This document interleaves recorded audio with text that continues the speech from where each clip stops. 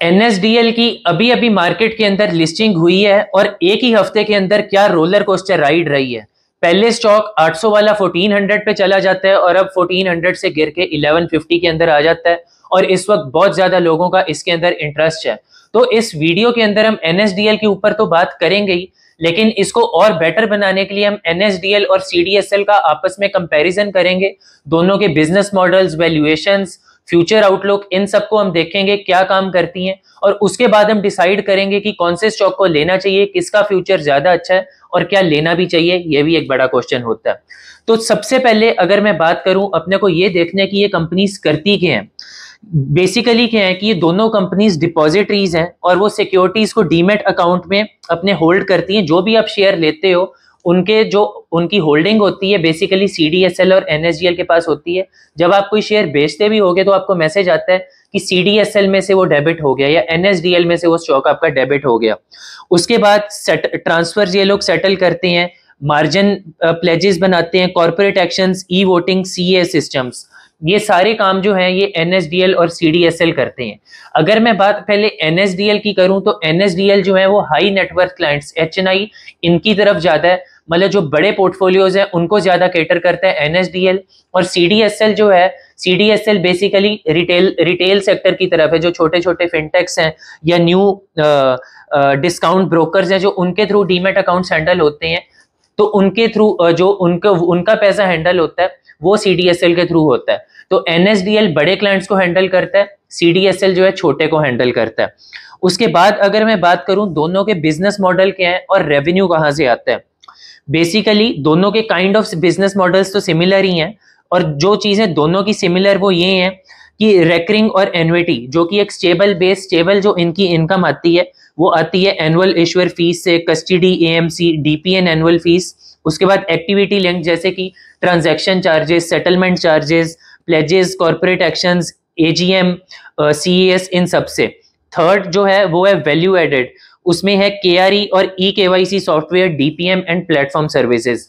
ये तो इन तीनों का सिमिलर है। उसके बाद फर्क क्या है, एनएसडीएल की दो सब्सिडरीज हैं, एक एनडीएमएल और एक एनएसडीएल पेमेंट बैंक, इसके थ्रू इसका एक रेवेन्यू आता है। और सीडीएसएल की जो सब्सिडरी है सीआईआरएल, ये एक इंश्योरेंस रिपोजिटरी है और इसके थ्रू सीडीएसएल का आता है। तो बेसिकली एक छोटा पार्टी है एनएसडीएल और सीडीएसएल का इनकी सब्सिडरीज के थ्रू, लेकिन जो मेजर चंक आता है वो रेकरिंग एन्युटी, इक्विटी लिंक और वैल्यू एडेड इनके थ्रू आता है। अगर मैं बात करूं स्केल और मार्केट शेयर की, सीडीएसएल इस वक्त 15.3 करोड़ डीमेट अकाउंट्स हैंडल करता है जिनका 79.5% मार्केट शेयर होता है। और वहीं पे एनएसडीएल जो है वो 4.05 करोड़ एक्टिव अकाउंट्स हैंडल करता है। लेकिन फर्क क्या है कि जो सीडीएसएल के क्लाइंट्स है, जैसे हम रिटेल लोग हैं, हमारा कैपिटल बहुत छोटा है, किसी का 10 लाख, किसी का 20 लाख, जो बड़े वाले भी हैं वो 1 करोड़, 2 करोड़, 5 करोड़ होंगे। लेकिन जो एनएसडीएल वाले हैं 100 करोड़, 500 करोड़, 1000 करोड़, इवन 10,000 करोड़ ऐसे क्लाइंट्स हैं। मतलब सीडीएसएल बेसिकली वैल्यू के अंदर खेलता है, एनएसडीएल बेसिकली वैल्यू के अंदर खेलता है और सीडीएसएल है बेसिकली वॉल्यूम की तरफ। अब मेन बात, ये तो मैंने अभी तक आपको बताया कि दोनों कंपनीज का क्या काम है, उनका बिजनेस मॉडल क्या है, उनकी क्लाइंटेज क्या है। अब मेन बात आती है फाइनेंशियल्स के ऊपर। अगर मैं रीसेंट फाइनेंशियल्स देखूं, सीडीएसएल का जो पास्ट ईयर निकला है FY25, उसके अंदर कंसोलिडेटेड रेवेन्यू था 1199 करोड़ का और प्रॉफिट आफ्टर टैक्स था 526 करोड़ का।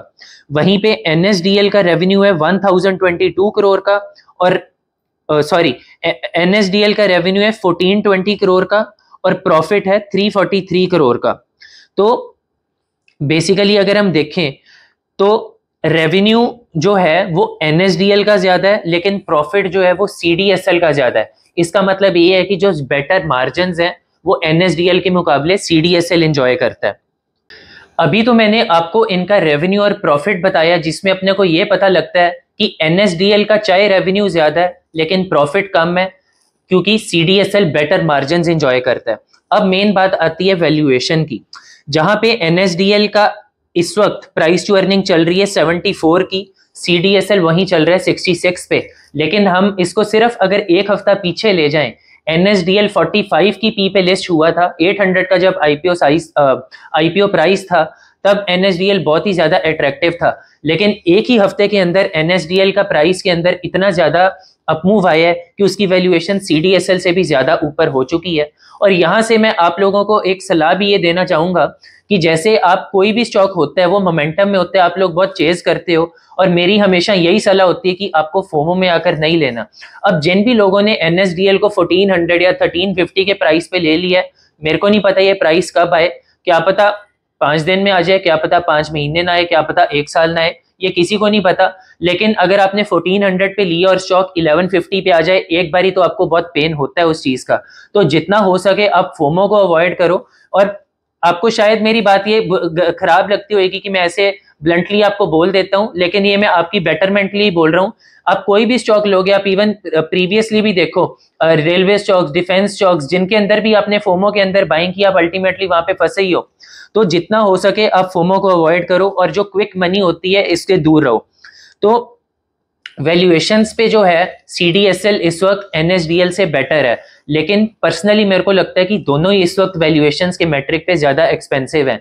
लेकिन क्या हम देखा जाए तो आगे ग्रोथ होएगी या नहीं होएगी? ग्रोथ आगे बिल्कुल होएगी। डीमैट अकाउंट्स और खुलेंगे, फाइनेंशियलाइजेशन और अब ऊपर जाएगी। अभी तो मार्केट का सेंटीमेंट थोड़ा खराब है पिछले 1 साल से, फिर भी इतनी स्पीड से डीमैट अकाउंट्स खोल रहे हैं। एक बारी जब मार्केट का सेंटीमेंट इंप्रूव होगा तो ये दोबारा पिकअप करेगी स्पीड।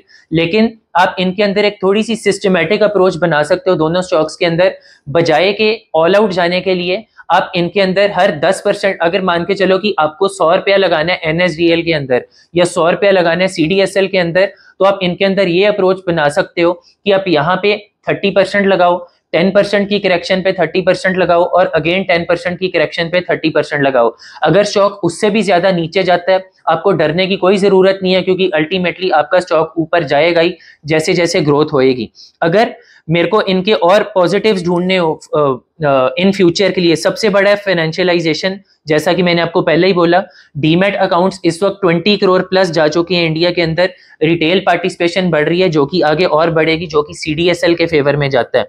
उसके बाद more instrument issuers moving to demat account.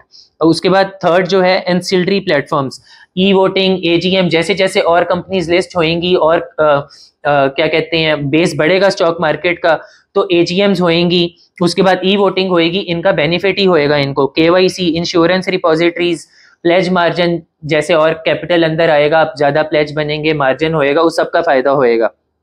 Risk जो है वो भी हाईलाइट करना जरूरी है। एक ही रिस्क है यहाँ पे, वो है सेबी रिलेटेड की। अगर सेबी कोई भी अपने नॉर्म ट्वीक कर दे, किसी की चार्जेस बढ़ा दे, कुछ कर दे, तो उसकी वजह से मार्जिन इंपैक्ट हो सकता है। जैसे आपने पहले एक बारी BSE में देखा होगा कि सेबी ने अपने चार्जेस बढ़ाए थे और BSE में अराउंड 20 to 25% की करेक्शन आ गई थी बड़ी जल्दी, तो ये एक नेगेटिव हो सकता है।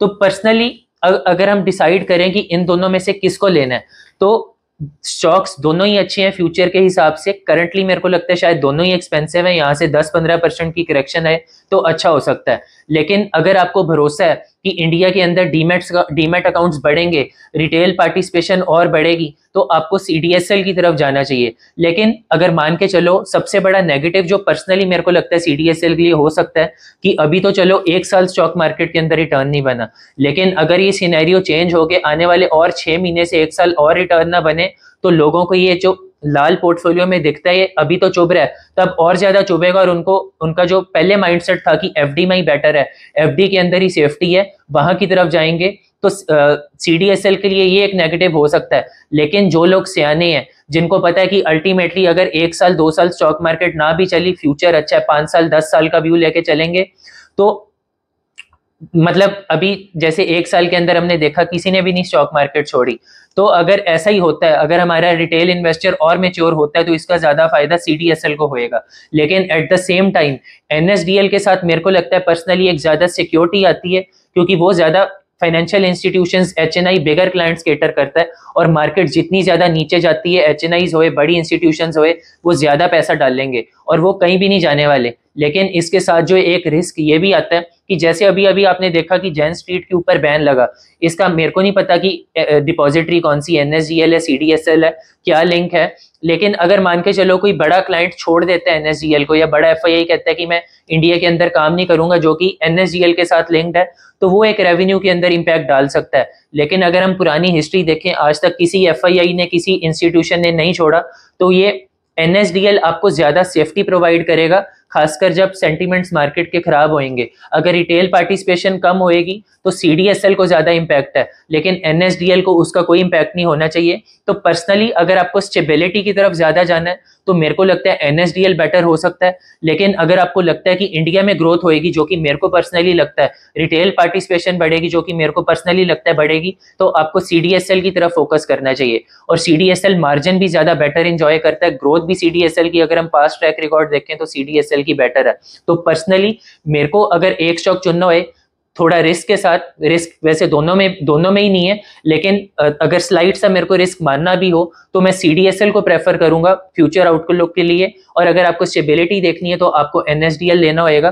तो पर्सनली अगेन दोनों स्टॉक्स अच्छे हैं, थोड़ा सा मैं रेपिटेटिव जरूर हो रहा हूँ, लेकिन दोनों स्टॉक्स आप पोर्टफोलियो में ले सकते हो, आपका डिवर्सिफाइड भी हो सकता है। अगर आपको 100 रुपए लगानी है, दोनों में 50-50 रुपए लगा सकते हो, लेकिन पर्सनली मेरे को चुनना होता तो मैं सीडीएसएल चुनता। होपफुली आपको ये वीडियो काफी अच्छी लगी होगी। अगर आपको मेरा चैनल अच्छा लगता है तो आप इसको आगे शेयर जरूर करें, एक वीडियो पे लाइक बटन भी जरूर दबा दें। Thank you.